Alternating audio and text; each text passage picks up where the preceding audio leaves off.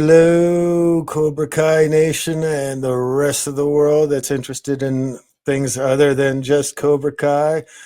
Welcome back to the Cobra Kai Pawncast. I'm Matt Borlenghi, and right over there is Drew Raskin. Oh, me. Flip the script, Cobra Kai Kid. How you doing today, Drew? I'm doing good. I actually just got back from Florida yesterday, so I had a nice vacation, warm weather, and You now went to Florida. Did you lose a bet? I was visiting my grandparents. Awesome. What part? West Palm Beach. Right on. And Yeah. I'm kidding, folks. Florida is just fine. Nice beaches. My dad actually lives in Miami, and my niece, or my cousin rather, and I guess my uncle and aunt. So we have a soft spot for Florida. Really nice beaches, most of them. Yeah. You know, what part were you in again? Because I'm so self-absorbed, I already forgot. No, you're good. West Palm Beach. West Palm Beach, right? Yeah. I mean, anything Cool. that has beach in the name of it, and I know. You could be palm. doing a lot worse. Yeah. How are you doing? Did you make it to the beach? I did not actually. I was, I know. All right, show's over. Bye, everyone. I'm gonna find a new friend and producer. Yeah. Hey, let's pop into a little bit of the Daily No. Little entertainment news. Project Wait, Hail Mary. did we change the name? What'd I say? You said the Daily. The Morning No. Okay, the Morning No. Jesus. I just need to know what graphic I should put up. I mean, I named the damn segment and I can't even get it right. Wow. Good morning. Project Hail Mary. Morning No. Get it. Let's get it right, Maddie. Project Hail Mary held strong. Shows no signs of slowing down. I actually went and saw it yesterday. Oh, what'd you think? In the theater, because I decided, what I'm seeing in the trailers and everything just looks like it's a little bit too epic to not go see it in the theater. So Wifey Pooh and I went. Amazingly, my teenage boys, Pearson and Dalton, they were like, they weren't into going to the movies. They're 16. I mean, they have other things on their mind, I guess. But I thought of all the movies out there, that's the one they'd want to see, but nope. So Wifey Pooh and I went on our own, and she didn't think she was going to like it because she was like, space. She's thinking Star Wars, action, blah, blah, blah. And that's not her cup of tea. I dig me some Star Wars, but maybe because I saw the original in the theaters. You weren't even a sperm yet, Drew, but no, I was not. you weren't even a thought yet. You were like, oh, maybe a what if. So I was super impressed with Project Hail Mary. It was so good and so multi-dimensional in the storytelling and the back and forth, and without I don't want to give anything away to people who will be seeing it for the first time, but just the way they jump with the timelines and the storytelling and all that, and how everything the story really develops. It's just so smart. And Rocky, man, Rocky, he's the coolest. And that relationship. Ryan Gosling, man. Hey, Ryan, even if you found us by accident, somehow, and you're able to be here for this moment, hearing me tell you, you're the shit. All right. Ryan Gosling is the shit. And, for those of you who are like, what do you mean? Why are you saying he's shit? Saying someone is the shit means they're it. All right. Mhm. So just quiet the shit and hear the it. All right. Ryan Gosling is it in this movie. And if ever a time for him to prove that he can almost literally be a one man show, I mean, you pull it off, sir. Well done, Mr. Gosling. Um, what else? What else? I mean, that's really all I need to talk about in the movie world. Um, TV, what were they doing? Oh, well, there is some film development going on. A new Tom Hanks movie called The Comebacker that's getting a lot of attention. Bidding war between Sony, Focus Features, and Republic Features. Pete Davidson. What a character that guy is. He is actually going to star in a movie called Tommy Karate. And that's relevant, I guess, just because of the word karate, relevant to us. But yeah, I mean, okay, more power to Pete Davidson. He's not everybody's cup of tea, but maybe he'll earn the right to be, And I think he's a funny enough guy. I'm guessing from the name Tommy Karate, it is not, War and Peace or anything too serious. What else? TV development. The Morning Show, referencing The Morning Show on Apple Plus or Apple TV, whatever they call it. Sean Hayes. Do you remember him? Is Sean Hayes the same guy from Will and Grace and all that? I think it is. I'm not sure. You don't even know Will and Grace, do you? I don't. Oh, Drew. But Sean Hayes is a funny guy, and in fact, isn't he one of the three? Okay, the podcast with Jason Bateman and Will Arnett and Sean Hayes, right? I know those names, Jason Bateman and Will You've Arnett. never. I don't know It's some the play on words, like like smartly dumb, or it's some weird name like that. But it's actually pretty good. I've watched it a few times. So he's joining the morning show in a major recurring role. I guess he and I aren't exactly the same type, so that's probably why I didn't get to audition for that. Speaking of auditions, yeah, let's come back to me because it's all me, right? I'm actually on hold right now to play John Gotti in a new Nicolas Cage movie called Gambino. And it's all about Carlo Gambino and the Gambino family crime syndicate. This is all near and dear to my heart because, I'm Italian American and I get asked quite a bit through my life, oh, you must be in the mafia and whatever, to which I just say, there is no mafia.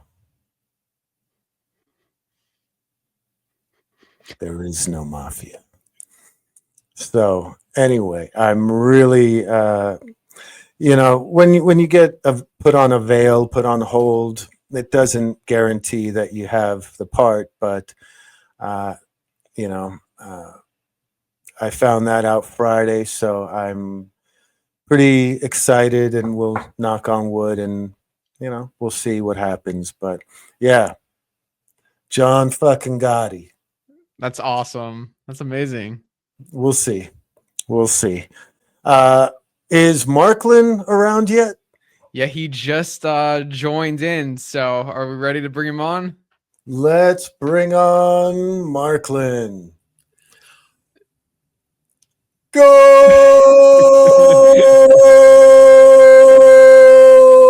You make it look like it's frozen. was la, the la, comedian la. that did the celebration, the slow motion celebration. You got the gold. No one else yet has gotten the goal. Good morning. Good morning. How is everybody doing Good today? morning. We're doing Matt, you all drinking right. your Mountain Dew? You got Mountain Dew right there going? That would be a pretty big Mountain Dew. This is Good my Lord, water you love bottle. Mountain Dew. I Mountain throw a Dew little too. bit of blueberry flavored creatine powder in the water, Oh, geez. and then Damn, you're getting old. I get It my sucks. You're trying to do all that weird kind of homeopathic stuff. creatine. It's supposed to build muscle, so lifting the water bottle is my version of doing curls. Yeah, all the fun stuff into there. Boy, is that hair black! I cannot believe it. I can't get over it. See I there? mentioned it last time you were on. Just it's been so long since I've seen you in person, and it's really great to see you again. I'm glad you too, could make brother. it back. Both of y'all. What are you doing in Oklahoma? I'm out here producing some films. There's some pretty incredible tax incentives that are going on in the state right now. Cool little ones where they'll be for, you shoot on the corner of this street and this street, you get something. You get rural, you get some of the composers, the songs. It's not just a flat across. So it's going to give you all these different little things. Like if you shoot Tuesdays from 9 o'clock in the morning to 4, then there's a different tax incentive. They just kind of make it up as they go along. It's kind of like Pawn Stars. A lot of that stuff. They never knew how much stuff was actually worth. Do they put like they should put like all the different tax incentive signs up like on parking signs, along the street, so what you're getting as you move from one area to another. Yeah, this is your higher tax bracket right here that you get a 32% instead of 34%. Yeah, exactly. Don't park here, but you'll get a tax incentive if you film here. Yeah, they're kind of doing that in some of downtown Oklahoma City aspects. They do it because they're looking for some of the areas that haven't been gentrified and ones that are just kind of there, bringing in some business into it. And there's so many wonderful small towns out here. And I lived here growing up for a while, so I still know all these little mascots and all these towns. And right, it's a fantastic little place. It's got a good heartbeat of America right here. Sure.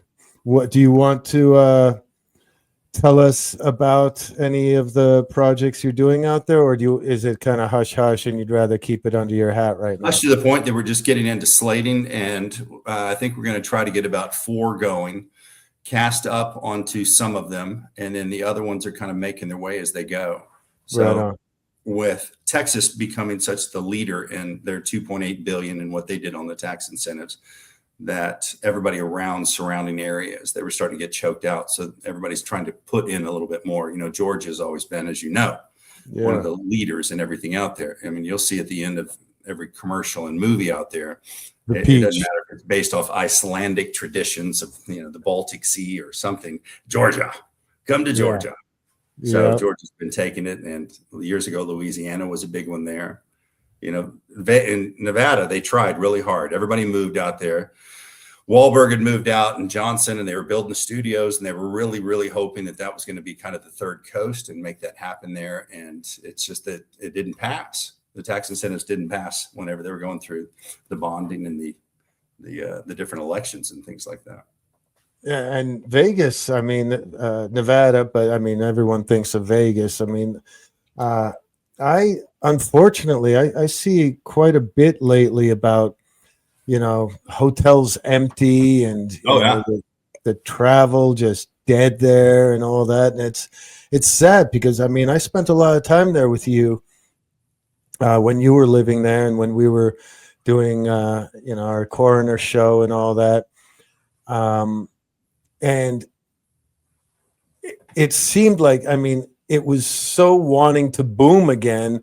Yeah. And then now it's just, I don't know, travel. I think Vegas lost its identity a lot because it doesn't really know who it is. And when its time was 2 major industries, the Strip and then those that support it. And then now that you have the different sports, when you have the Golden Knights, which came in at a great time, and then you have the Raiders, and now you've got baseball coming and all these different things.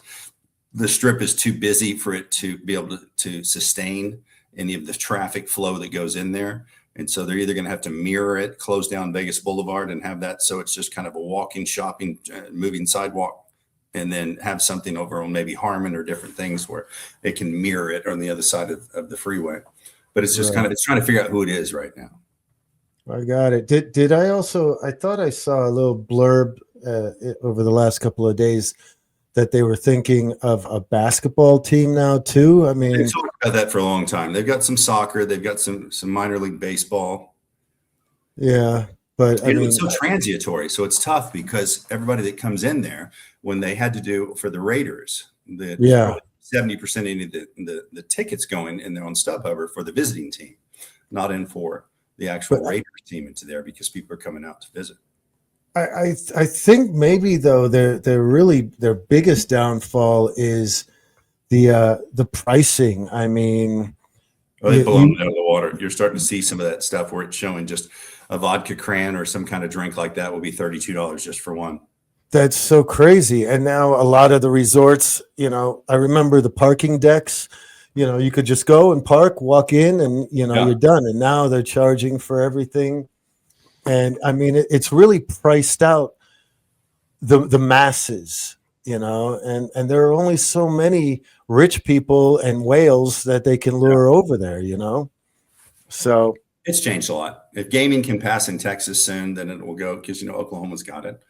Oh yeah, so 27 will be the next vote over for the gaming. It goes every 2 years, and so they haven't passed it yet. But if it starts to go, because it's pointing a lot to that's what's going to happen into there.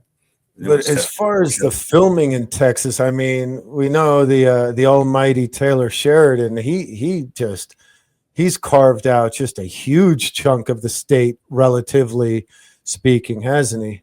Yeah, and it's amazing what he does, and he's getting everything kind of filmed out of here. So Tulsa King, is here in Oklahoma for some of the stuff. Frisco Kings is everything he's got is just a gold mine, and he's doing amazing, and he's really a proponent to those tax incentives, and he has pulled out a lot of the studios from what their work was doing and just built his own. So he's really he built it, they will come. I mean, he's got his own dynasty going. He just don't even realize it. He's an amazing guy. He's something else. I mean, what a creative, and he writes everything. It's just he's amazing.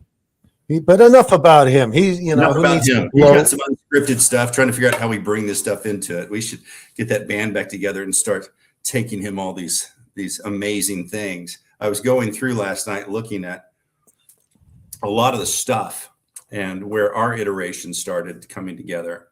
And it really started from that New York Post article that came out that you were doing trailer park. I was doing trailer park.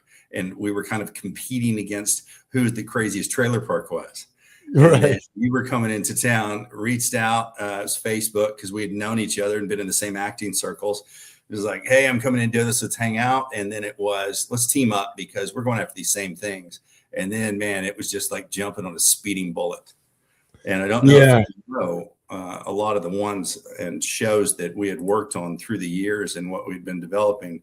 But if we had a musical background, which would be great. Can you put some tunes to that, Drew? You just throw some music in this and post, and you'll get to hear all this. Yeah. Put it to ba-dum bum bum ba-dum bum bum ba-dum bum ba-dum.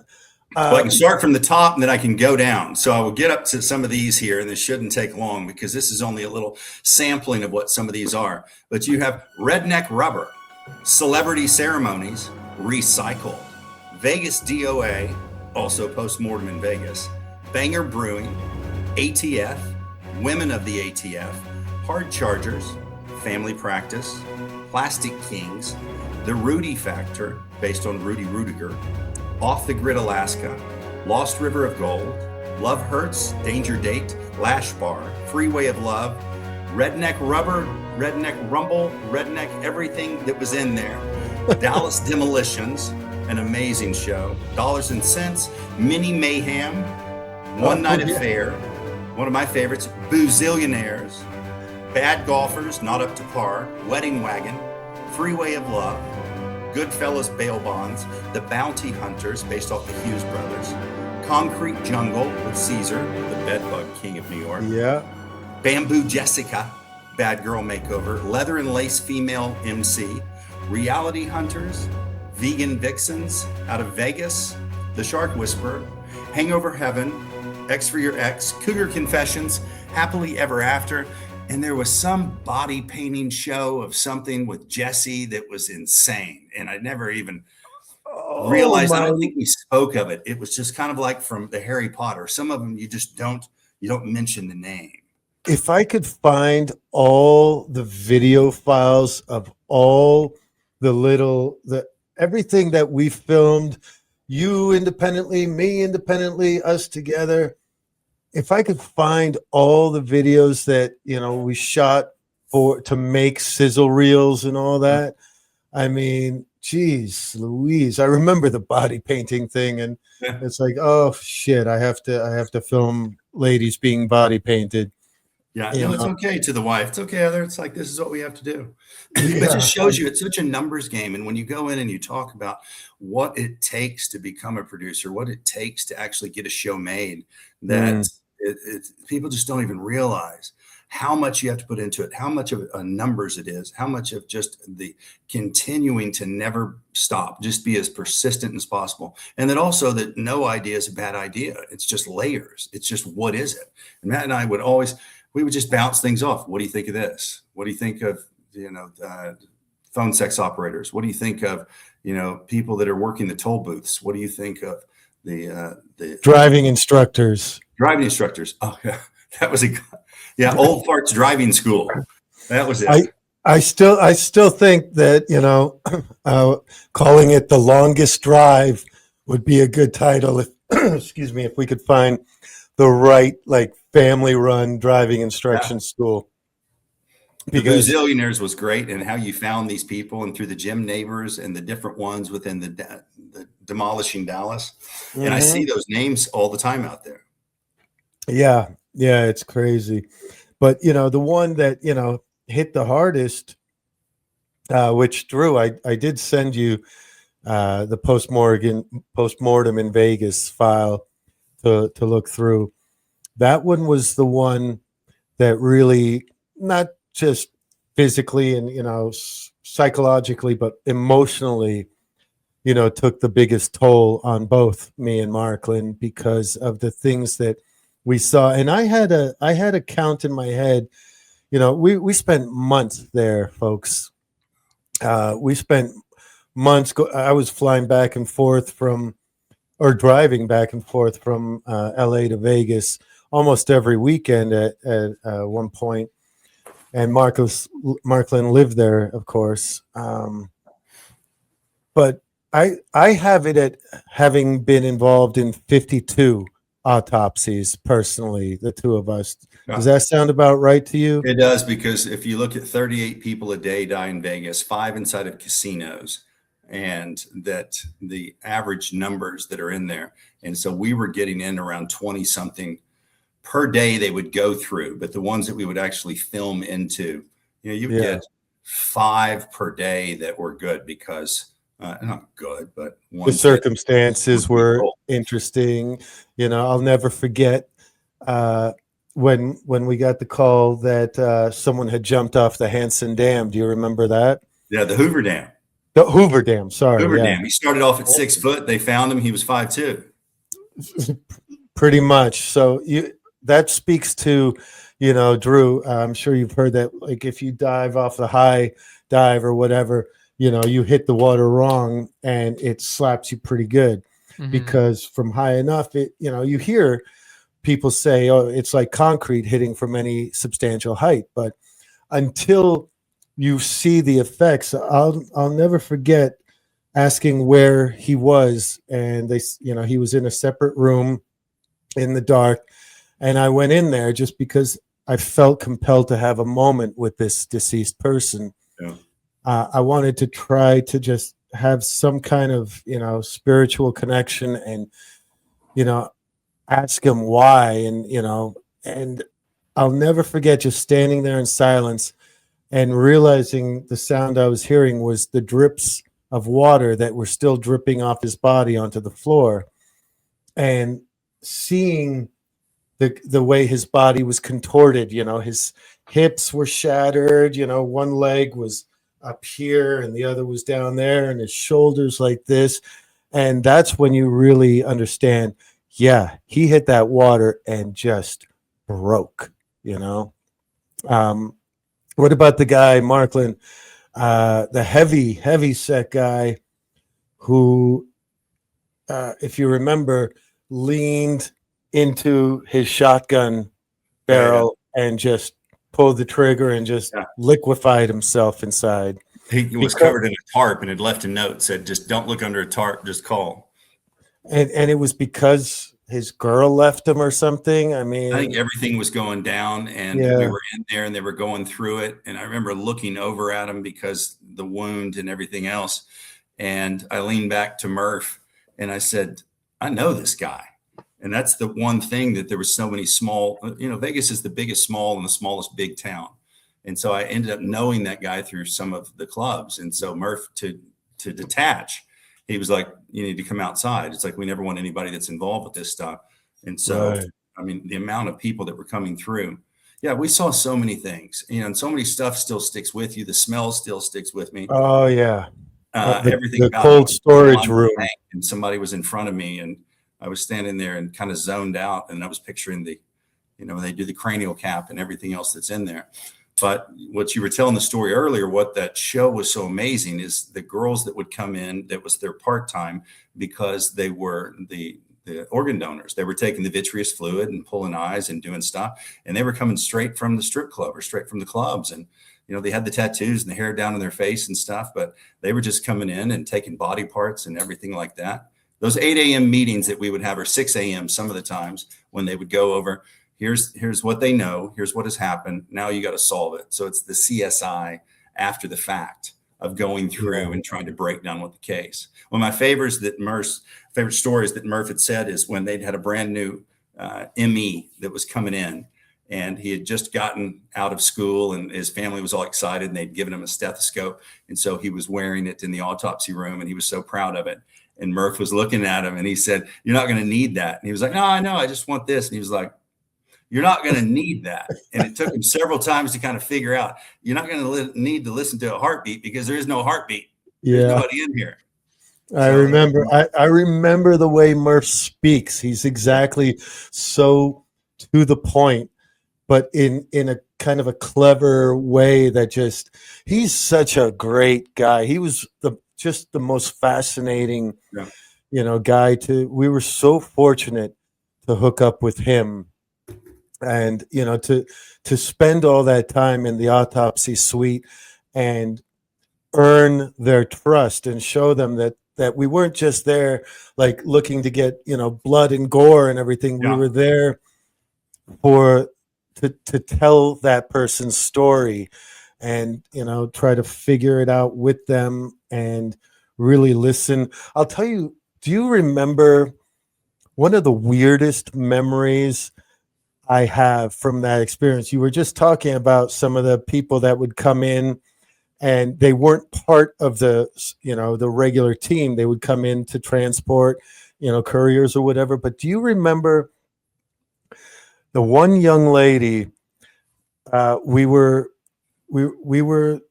standing near a gentleman who was deceased, and he was uncovered, or she uncovered him.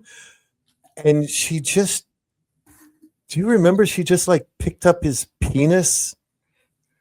Do you remember? She just like held his penis and it was like, I remember you doing that several times. It was weird. They had to tell him, it's like, stop grabbing the dead people's dicks. You're such an idiot. Stop grabbing them. Oh, damn it. I set myself up for that. That's funny. Well, I remember what you talk about in Murph, and the guy had gotten into an autoped because both his shins were down. And so he'd had like an elephant, and Murph comes over and he was like, small, huh? Yeah. The fascinating thing on all that is the way that the deaths occurred out there, because you would think it would be cancer and different things like this, but pretty much the number one going into there is obviously your overdose, your opioids, the different things into there. Then you had a lot of the autopeds was number two, and the drowning was the biggest one. And you're in the middle of the desert, and they would find people that were drowned. Now, the dry drown was one of the biggest ones. If you remember, there was a guy, they found him out in a tree, He was at Red Rock up in there. And when they got him down and did the autopsy and everything, he had the water and the bubbles in his lungs, and they figured out he had drowned, but that there was no water around and couldn't figure out how that had happened. So in Vegas, it's not built on a grid. And when a flash or water starts up in Mount Charleston or up top, it creates momentum and comes down. And a wave of water had hit this guy, grabbed him, filled his lungs up, threw him quarter mile, whatever, down the road, and put him in a tree. And then found out that he had dry drowned. It's so crazy. The same was the other guy that had the bald head shiny, and they found him and his head was cracked open. And after months of trying to figure it out, they realized that a hawk had picked up a turtle, and they drop it onto rocks trying to open it up to eat it. And that this bird had dropped this turtle on a guy's head and killed him. That's so crazy. There was that one morning that we showed up, and we weren't allowed in right away. We were looking at each other and asking what's going on in there because of all the cops and the detectives and everything. And it was very solemn because there were two toddlers there at the same time. And one was a drowning and the other was suspected, child abuse and, homicide. But that was a whole different vibe and flavor that day because it was toddlers and there's so much concern. You're not talking, Drew, about like a normal quote normal suicide or homicide. Now you're talking about children, and the whole vibe takes on a much heavier sense. Now, I mean, this team was really incredible that we were so blessed to be working with. And to welcome us in there and to be open with us and, talk about, the toll it does take. And, remember, and Murph's wife, Bennett, being able to get inside their relationship a little bit and see the way that, she was able to be there for him and just even like put her arms around him and hold his head when something was really taking a toll on him. Just fascinating. And, those were some of the most interesting and best days of my life, Marklen, because we were part of something really important. We were really just part of something important there. And I'll always treasure that. And who knows when the next thing that we're fortunate enough to be able to work together on will be. But Oklahoma, everything about that show absolutely amazing because of the amount of time that you worked on it, the 6 months it took just to get any kind of clearance by going through the DA and going through the police and going through everybody out there, and the amount of trust that it took from the city and from the families and from everybody else to get that show up. And then with the networks, because it was a double pilot order, there was a recre aspect. And you heard your story earlier being covered in blood. There was recre stuff where the girl had drowned in a pool and you were out there. I mean, out of the deaths out of everywhere in Vegas, that with 38 per day and that small little nucleus of people, and a lot of them go unsolved, or a lot of them, because the town is so small, everybody else knows what happened except the actual people that need to know what happened. Right. I remember one of the cooler things is that we were asking about famous deaths and things that had happened. And I think it had come up about Tupac and these and that. And so they had certain parts and certain documents and things that weren't privy to the public that we were able to look at. And we're like, these be business. Yeah. There was some, I mean, it's a very interesting, bizarre, fascinating world from everybody. It really is. And what's striking is the sheer number of suicides. It's just, remember one guy lost all his money. He just walked into the air, into the parking lot. I mean, I remember one of my favorite ones was the guy that they had brought him in, and he was probably in his mid 70s, and he had woke up and decided that he just wanted to kill his whole family. And his wife was sitting there reading the Reader's Digest, and he walked up behind her, had a little small, maybe a 25 caliber, popped her. Then the son took off running, and he was out in the backyard, followed him, got him at a Cracker Jack shot at like 25 yards, shot the dog, all these things. Then he goes to shoot himself. And I don't know how much of this stuff we can say, but all of it. They kept him in there for a long time trying to save his life. And the bullet had gone in and come out 6 different times. So it came, and all these then bounced around. And so he ended up living for multiple days. And so by the time that he had finally died, and they had him laying there on the table, and he was probably, I'm 6'5", and he was a little taller than me. And I remember just looking at the finger of the corpse and trying to realize what happened. Where did he snap so much between that brain and that finger that things were so bad that he decided at that moment that he was going to do this. Right. And remember that they had to do the autopsy of the dog, but did it off property because you couldn't have an animal or a non-human in the same building as all of this. It was just the craziest, some of these stories, and you just take them with you. My wife would make me, when I'd get home, take all your clothes off outside. I don't want you to bring that in here, that smell, that bad juju, like anything else there.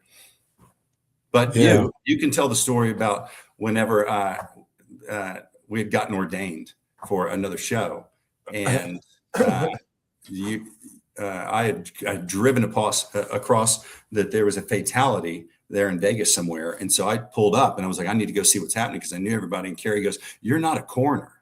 I thought, in my mind went, it's like, oh, no, I'm a coroner. Right. And one time when I was reaching in trying to help, and it was actually the guy that had shot everybody, and Murph and the ME were sitting there. They said, "Hand me this so-and-so number 12. And we had known enough because we'd been there months. I'm like, "Oh, here you go."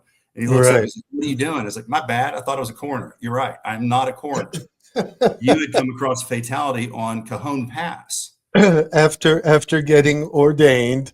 Yeah. And, I've got my card, and I've got a little hanging thing in my car. And there was a terrible accident up ahead of us. The highway was blocked up so badly. And I decide, once I get close enough, I see how bad this accident is. And, this van is like upside down and vertical and whatnot. And I decide to get onto the shoulder of the highway, the inside shoulder. And I'm driving up towards it. And this cop is waving me like, stop, get over. And I'm like, no, it's okay. And I pull up and I show my card. And I said, I just wonder, look, I'm an ordained minister. Might I maybe administer last rites or something? And the guy said, "It's a little late for that. No, off you go." And here I was, what? Am I actually a priest now? I'm actually going to go. I mean, but see, Drew, you get so involved in what you're doing and the commitment level to what you're involved in, that you do things like that. Marklen say, wanting to hand a 12 blade or whatnot. Me wanting to get into a crime scene and hold someone's forehead and administer rites. You just lose. You just get wrapped up in it. It's like being wrapped up in the role. You become what you think about all day, and you're in this world that you've committed to, whether it's trailer parks. It's the coroner, it's a multitude of other things in there, and it just kind of becomes you. The same as in acting with a part. Yep. So you go through these things, and you're like, all right, I'm either actually a part of this family, or like these things are real. And it's tough to turn it off.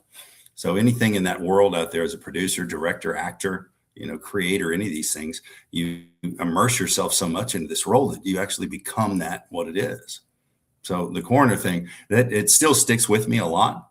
I remember driving through California in the middle of the desert over by that abandoned water park, and there was an old gas station, and I was out getting gas, and Carrie was in the car, and I said, "There is a dead body on that roof." And she was like, "How do you know that?" I go, "Just trust me, there is. You can smell it, because it's a smell that never leaves you." And she said, "Do you want to go in and talk to him?" I was like, "Nope, it's not me. It's not my jazz. I'm going to go. I can tell you there's something going on. That's not an animal." Yeah, that cold storage room, man, it's just, you just can't describe the smell. It's just so powerful. Well, what Murph did with the NamUs, and he developed the missing John and Jane, and then the ability, I mean, it's an unsung hero what he has done, that he has the ability to go in and kind of recreate going through all facts and everything. And then they can name people that have been either missing. You remember Jane Arroyo Grande? That was one of the first ones he continued and he never stopped looking for. Nope. And now Murph is running for office out there, isn't he?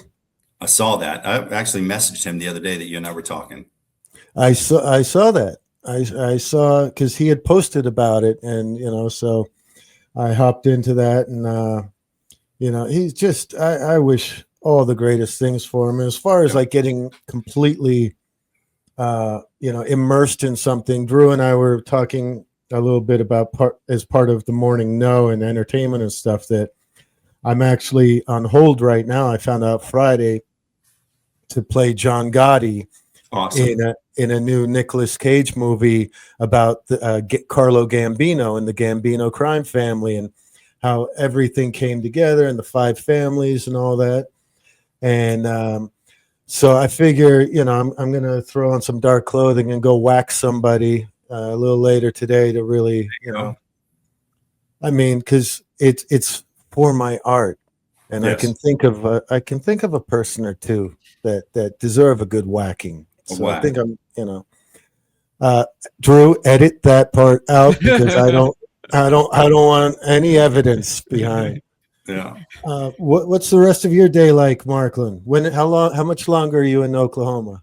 I think I'm going to wrap it and get in the car here in a bit and drive back. I got a lot of stuff in here, and then I'll come back in probably a little over a week. But there's a lot of stuff going on at home back in Dallas and everything. So I want to get back. I want to see the barbecue. I want to see the queso. Sure. See what everybody's doing in there. Are you in Dallas proper or like a Yeah, park? We're right over kind of White Rock Lake area, Lakewoodish into there. So close to SMU, close to a lot of that stuff in there. Dallas has grown so much. There's so many different pockets of populations that are out there now. It'll touch Oklahoma at some point. It's going to continue growing out that way. How long's the drive from where you are? What part of Oklahoma? Just right in Oklahoma City. Okay. So 3 hours to home? 3 hours. Run and gun, shoot up there. You just go straight down whatever that highway is over to another highway and then get over the house. You don't still have that white Land Rover, do you? No. I switched over to a Santa Fe hybrid on a Hyundai because it can fit my height. Yeah. And so you get 40, 50 miles to the gallon and everything and just shoot around into there. Now, those days of those giant Escalades and not the gas guzzlers, but just how big they are. Yeah. These roads, everybody's going so fast. If you're out in the country and you had a dually, that's pretty good. Yeah, it's fine for there. It's good for the ranch, not so much for city driving. Like you and your motorcycle. You don't see as many motorcycles out there. If you do, you see little rice rockets, and stuff, and running around and trying to get going as fast as they can. You'll have like 20 of them show up and go, but I think not too many big old hogs. Yeah, you don't see a lot of them. On a weekend, you'll see it here and there, which more of our shows. And the story when you got ordained and he was doing the last rites, we were doing a show called Celebrity Ceremonies. So we had gone and gotten ordained and started a business. And I mean, it's such potential out of the hundreds of shows, that were all fantastic components. They all had great chances to go. And it all depends on timing, the mandates, what is coming out, what they did look for, what they are looking for, everything else that's into there.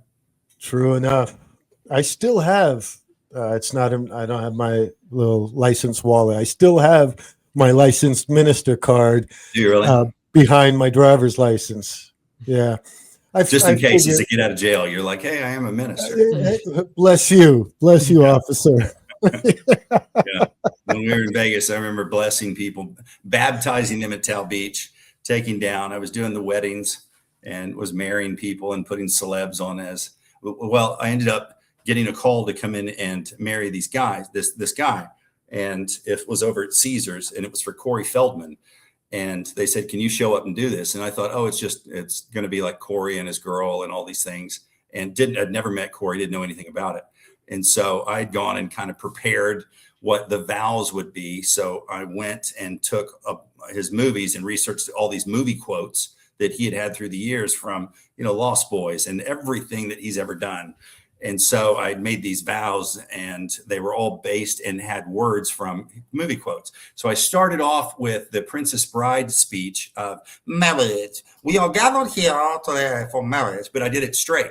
And so when I get there, thinking that it's just these two, it is a full wedding. There is a bachelor party, a bachelorette. There's, grooms and brides and all these, and there's maybe 50, 60 people there. And here I am being the dude, and I've got the microphone and have all these things. And I went, okay. And so just got into this and did all of his little movie quotes. And only one time did he ever kind of look up and be like, that sounds familiar.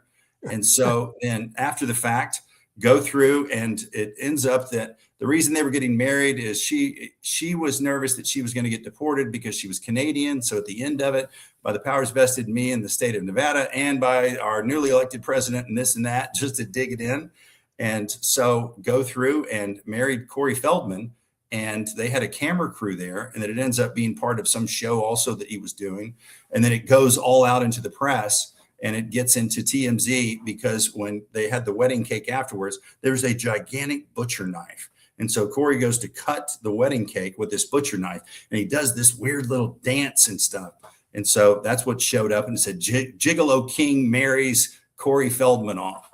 So that's funny. The different stuff that we have done, marrying people and doing different things, you realize we're a part of their life. That's part of their story. And anything that we can do as a participant on this planet of kind of adding to some of those steps. Yeah. And those folks that had the rolling wedding chapel, wedding wagon. Wedding wagon. Yeah. Yeah. That was really interesting. I wonder if they're still going. And what about the IV guy? Remember that guy? Hangover Heaven.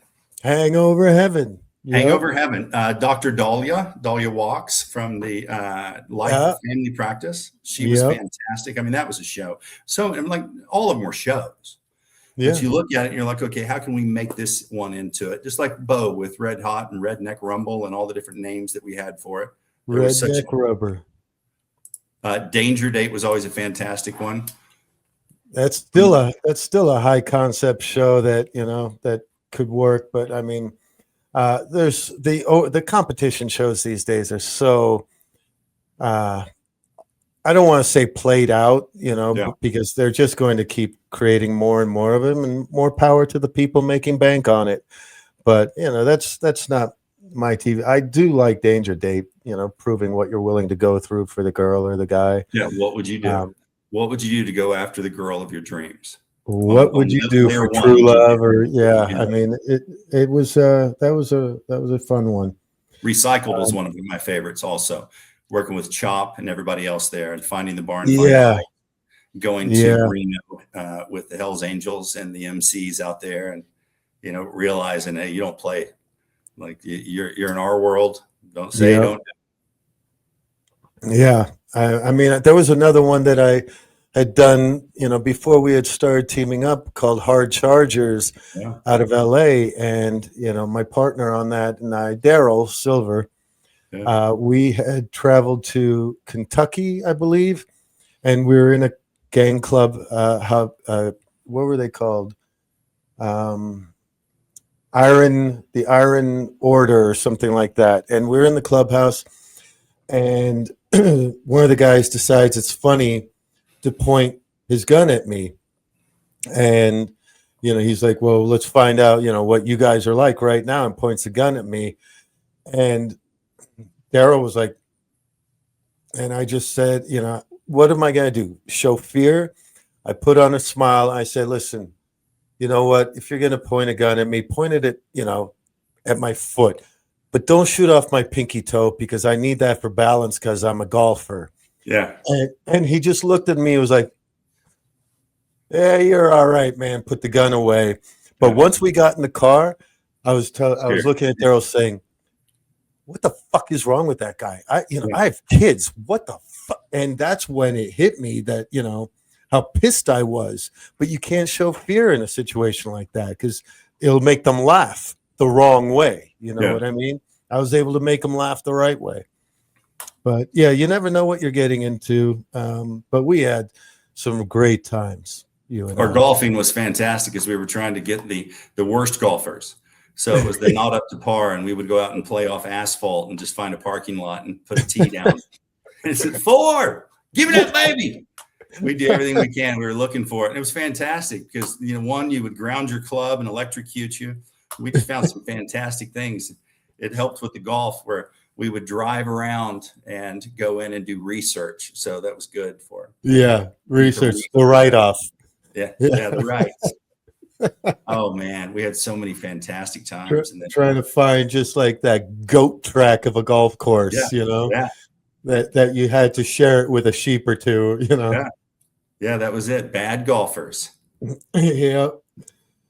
Oh man, memory lane is always good, but I'm looking at the time. Drew, at some point, you're a producer. You're supposed to say we're coming up on an hour. So it's a special episode. There you go. It's I'm honored and blessed. So glad I could come back on for part two. Part two. We've got hours and hours and weeks we could catch up on. There's so many things and so many wonderful experiences. And personally, I'd love to do that in person one of these days. That we find each other in the same city. That would be cool. I'd like to see you again. Absolutely. My neck. The soreness in my neck it's too far gone from always having to look up at you while I talk. Yeah. Being the tall guy in there. And I'm getting that with Queso. He's going to start to surpass that pretty soon. I mean, at 5'7" at 11 years old, he's going to be up there at 6 foot pretty quick. That's great. That's my grown ass man right there out of the blue. My brother's 15-year-old son is 6'8". Malcolm's? Yeah. Malcolm, Larry. Yeah, we played football together. SMU. Yeah, at SMU. Yeah, they were both solid football players at SMU when the horse was trying to come back and all that. And his son, unbelievable. 6'8". I love the idea of you would have to look up to him to say hi to a 15-year-old.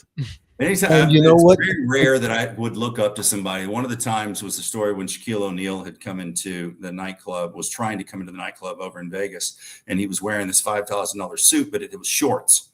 And so he showed up. He was like, I would like to go to the nightclub. And nobody would go talk to him to tell him he couldn't come in. So I had to go there. And you just look, he's up there. He's a giant tree. And you can't come in. We have a policy dress code. You're wearing shorts. This is not shorts. And went in and anytime that you're around somebody that's tall like that. Yeah. Did you end up letting? It's Shaquille O'Neal. Yeah, we didn't let him in. Wow. It was a big deal, and so many people would show up in tennis shoes. So we had a little rack that had different dress shoes in it, different sizes, so you could put those shoes on and go up in the club. And you should have had the rack full of the worst, most embarrassing type of penny loafers of all time. Oh, just go down to Foot Locker or something and get just one of each, and all of them smell like a homeless man's foot. They just stink. You just put one on. You want to make it so that one shoe just, won't tie and the other one does. So they have to take it with them. I remember one time we found a shirt. It was a size quadruple, triple X. Giant shirt, like a sheet on a bed, and it was left in the club. And that wasn't as disturbing as how somebody that size walked out of the club without a shirt on. Yeah. That's all. That's where my head went just now. Where's the guy? How'd he get out? Where is he? That's exactly where my head went to. It's who would walk out of the club leaving that shirt behind? What is he? Club stories. Yeah. Good stuff, man. Well, we're gonna cut it off in just about a minute. Hey, you know what, Marklen? I have a section that we try to hit every episode. We didn't last time, but for the ladies. And usually, the first couple episodes, it was about just telling a joke that is from a woman's perspective that a woman might appreciate and whatever, but. It was really geared towards, offering a little safety tip. So, for the ladies, there's the Chiron. Ladies, please do not accept any samples of anything. Never let somebody ask you to, hey, smell this. Tell me what you think of this. Yeah.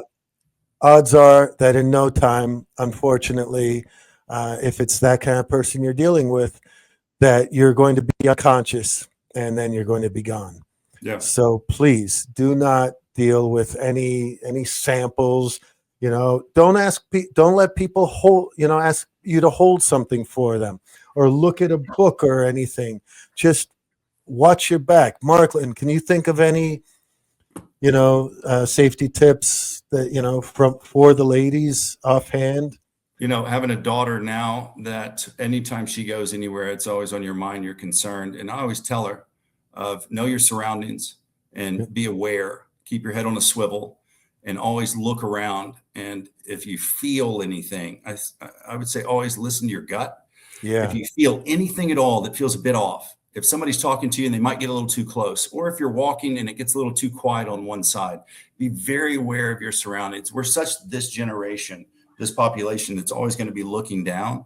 Yeah. That no matter what it is, be completely aware and have a game plan. So if you're walking from point A to B, know what it is that you're going to do between those 2 points. Because, as a man, we go into a restaurant, we automatically look of where's our exit points, where are we going to do? There's a knife there. We never put our back to the door. We always want to be facing.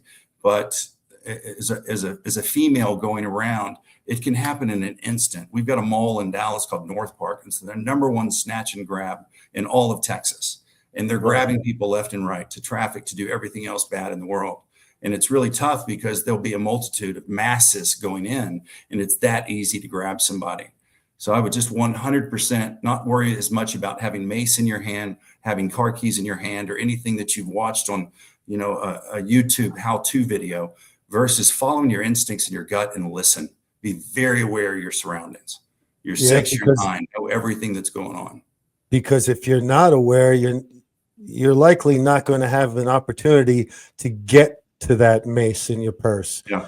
Yeah. So just, yeah. You I can would look tell at my your mom phone later.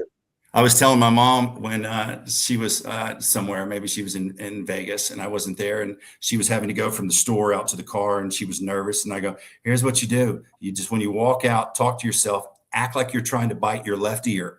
Right. And people will think you're crazy. And you just the whole time, just cock balls, like whatever it is, you got some Tourette's. And that'll get you some more lifespan to you right there. Yeah. Like, if you're going to go out, don't play the victim. Don't be that victim. If you're going to keep your shoulders back, just have a conversation. Act like you're on your phone. Act like there's anything that's out there right there, but have that plan from point A to B. And don't be embarrassed to be the crazy a little bit, to keep away the crazies. Yep. Yeah. Bite your left ear. Works every time. I didn't say that. Yes, you did. No, I didn't. Drew, try it. Let's see it. Bite your left ear. Oh God. Come on. I don't know. I can't do it. All right. Well, we got to wrap it up. Thanks for throwing that good perspective out there, and the example of having a daughter, and the mom, and like always, it's wonderful to talk to you, and everyone. That's it. Get it. All right, stay safe, everyone. My name is Mike Murphy, and I'm the coroner for Clark County, Nevada. That's where Las Vegas is. And in this 24-hour town, we handle over 15,000 deaths a year. Some deaths, they haunt you. Those memories, they're what drive you forward, bringing all the pieces of the puzzle together to help you solve the next case. The truth waits for those who search, and so we search. And ultimately, we speak for those who have been silenced by death.